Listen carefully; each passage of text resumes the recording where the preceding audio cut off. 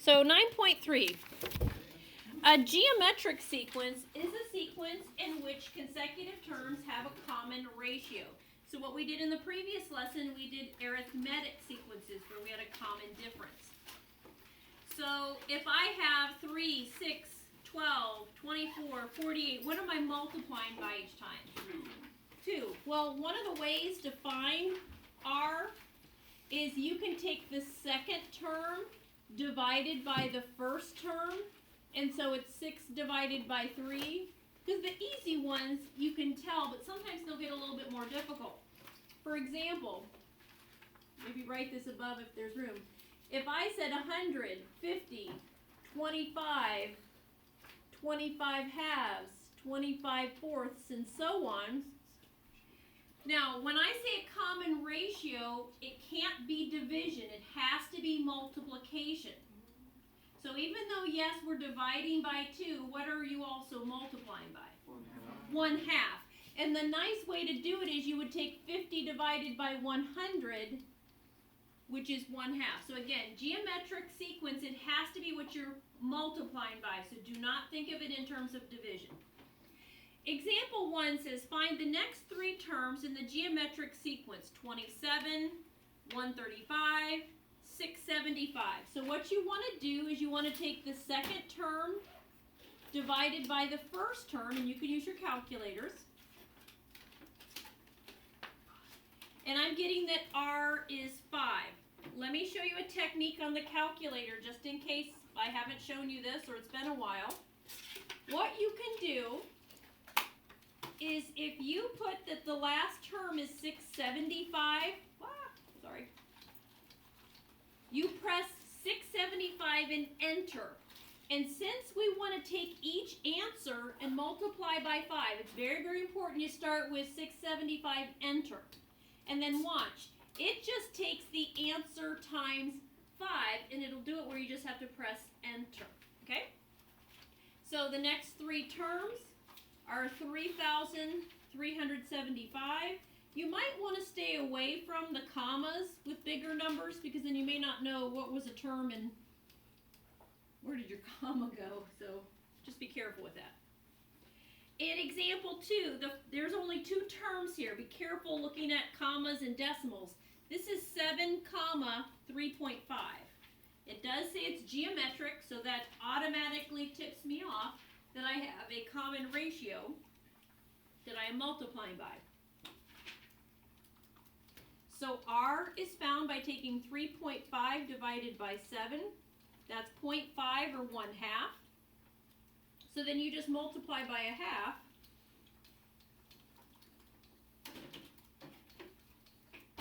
So I have 1.75, 0.875, and 0.4375. Are you guys getting that? Super. All right, the nth term, I'm going to rewrite this. I would like us, when we're talking geometric, let's use the letter G instead of an A, because A typically stands for arithmetic, and we'll use a G instead. You do need to make sure you're memorizing these. You're going to have, at least, I think, 5 or 6 different formulas to have memorized for Wednesday. So if you haven't already, make some index cards and start studying, okay? The good news is after we use them enough in class in our notes, we write them down, you write them on your homework, then they're memorized. It's not a big deal. So in example 3, it says find the 14th term. So let's go ahead and copy the formula down. It says G sub n equals G sub 1 times R to the n minus 1 power. What that means, and it's similar, we'll make a connection to arithmetic sequences. This is the explicit formula. That means I could find the 500th term with this. It's not recursive where you have to know the term before. So if I want to find the 14th term, that's G sub 14, where n is 14. The first term is 1, and then I need to find R. You can find R by taking 1/3 divided by 1. Sometimes you can just tell looking, and that's okay. And then this is 14 minus 1. So that's 1/3 to the 13 power. show you something on the calculator. If I do 1 divided by 3 to the 13 power, I get this really strange answer in scientific notation. We don't want to write it like that because then it really does defeat the purpose. One other way to look at 1/3 to the 13th is 1 to the 13th, which is 1. And then let's see if the calculator can handle 3 to the 13th. Oh, it can.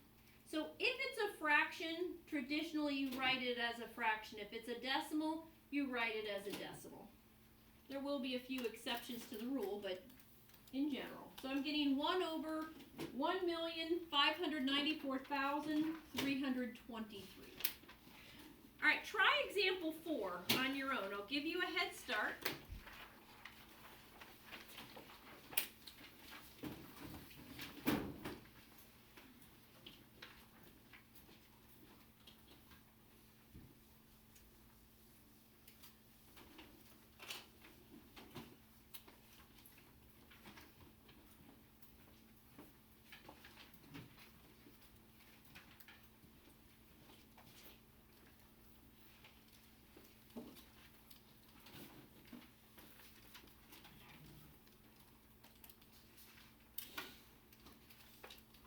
Are you getting 1 over 2,048?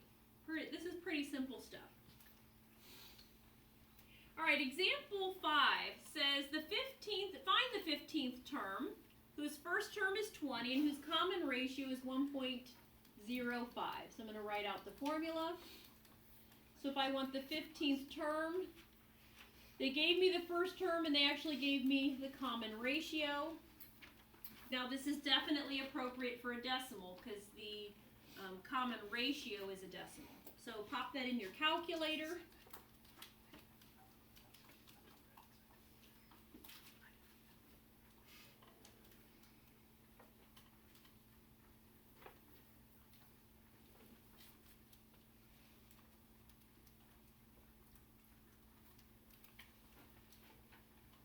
Okay, questions on that one?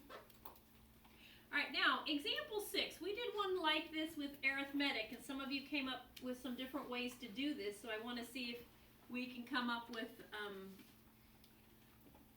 at least 2 ways to do this one. It says the 4th term of a geometric sequence is 125, and the 10th term is 125 over 64. Find the 14th term. It says do assume that they're all positive, because the 4th and 10th are both even. Like these could have been alternating signs, but I can't tell. So I'm assuming they're all positive. So take a moment and see, based on the fact that it's geometric, so you're multiplying by the same common ratio, what could you do? Think back to what we did in the previous section.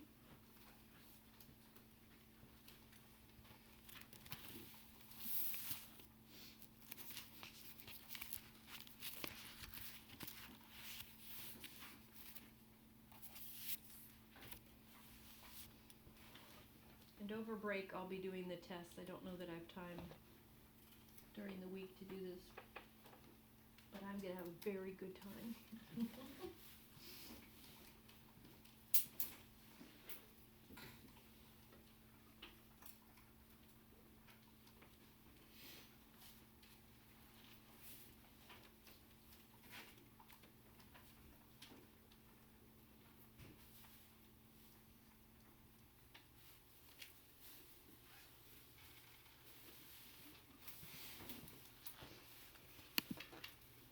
Okay, anybody have any ideas? Anybody think they have it?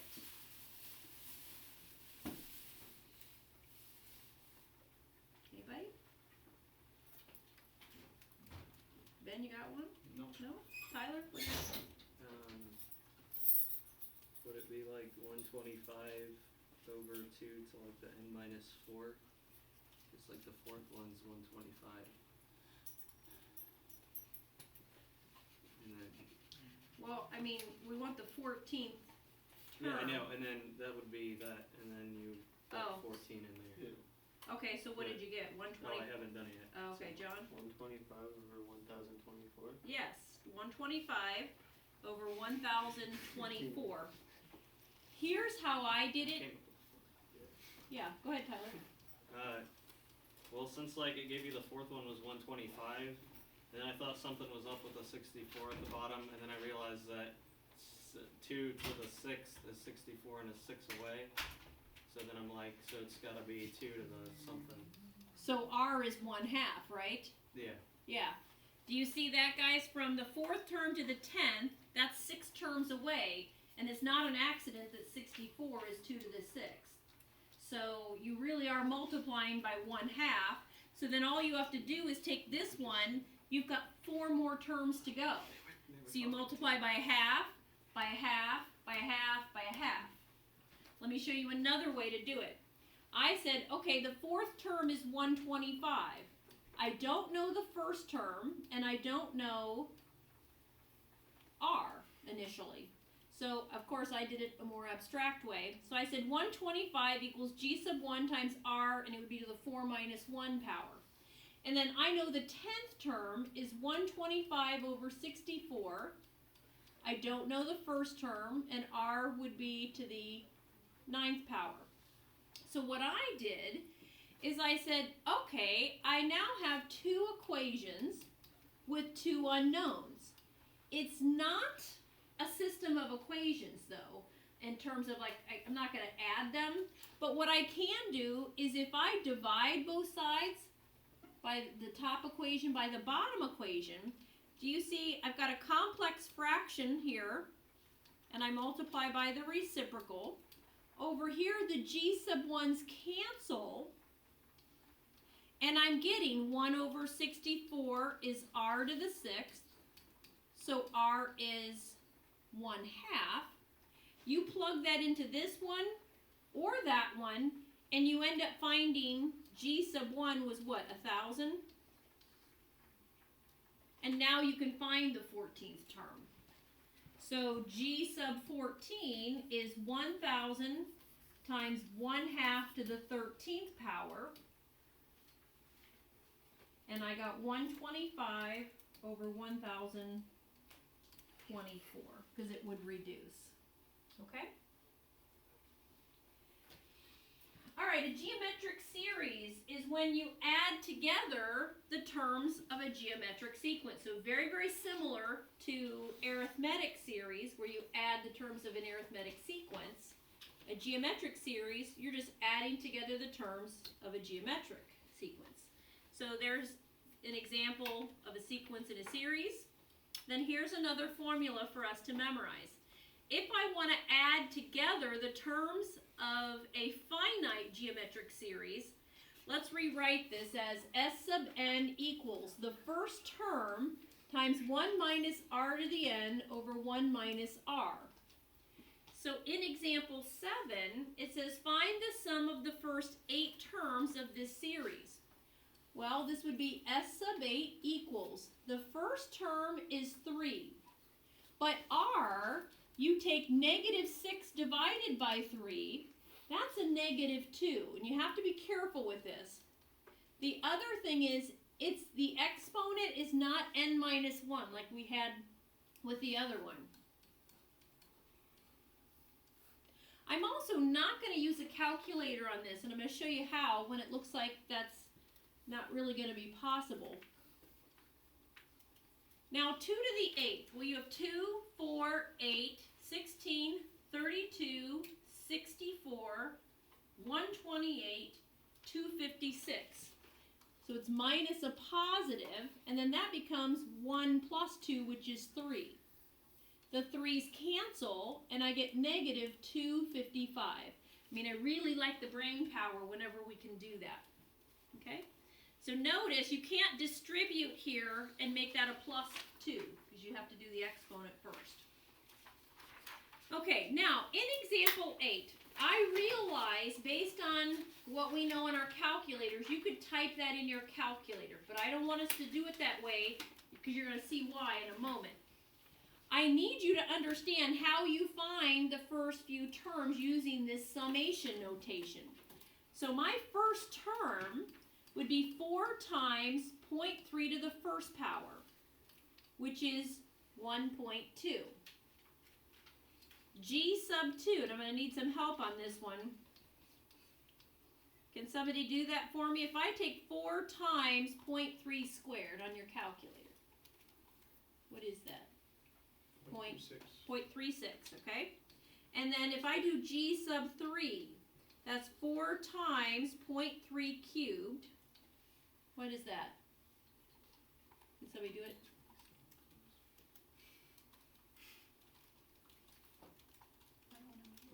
.108? Okay.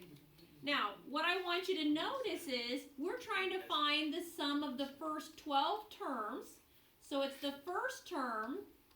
Now, what are we multiplying by each time? Can you tell from term to term, what did you multiply to get to the next one? A 0.3, right? So this is 0.3 to the 12 over 1 minus 0.3. So pop that in the calculator.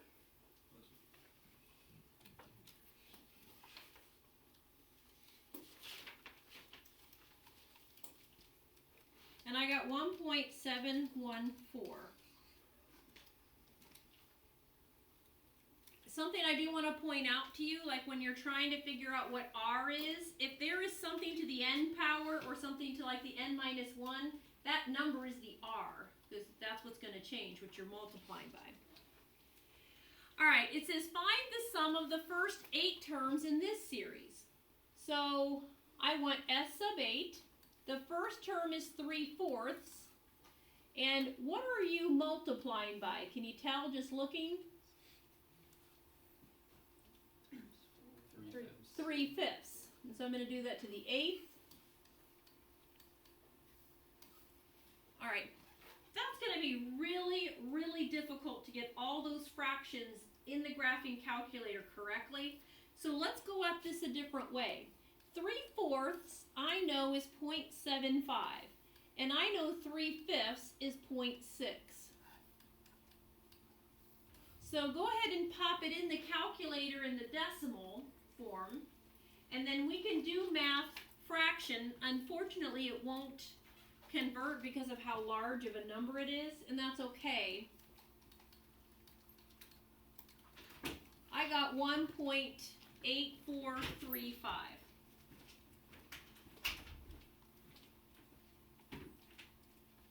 You guys getting that okay? I gotta make sure you know how to punch this in your calculators. Alright, then what we're gonna do is we're gonna find the sum of an infinite geometric series, which blows my mind that you can, in fact, add up an infinite number. And this is where example 8 ties in here. The formula is if there's infinitely many terms in the geometric series, it's g sub 1 over 1 minus r. So in example 10, letter A, you can't put that in your calculator. It's going from 1 to infinity. So that's why on an example 8, I wanted you to practice one time, because when it goes to infinity, you're out of luck. You can't use your calculator. So we need to understand how you do this. So my first term is 4 times 0.6 to the 1 minus 1. So that's 0.6 to the 0, which is 1. My r is 0.6. So now, to get the infinite sum, you take g sub 1 over 1 minus 0.6. So that's 4 over 0.4, which is 10. And this blows my mind that you can actually add an infinite number and it's actually a finite answer. Like, isn't that, yeah, it's like, Infinity my plus infinity brain just plus. exploded. That's how I feel every day. Every day you feel that way? Okay, that's a good thing. That means you are learning so much in here. Okay, so in this one, the first term is 3, and what are we multiplying by each time? 0.1, right? Or 1/10. So S is 3 over 1 minus 0.1. And you end up getting 3.3 repeating, which that's 3 1/3, or 10/3. But look back at the list again of numbers. We saw in 9.1. If I cover up the first 3, do you see that is 0.3 repeating, and I have 3 plus 0.3 repeating. Okay, what I want to do here is we're going to pause a moment, and we're going to watch part of a video here.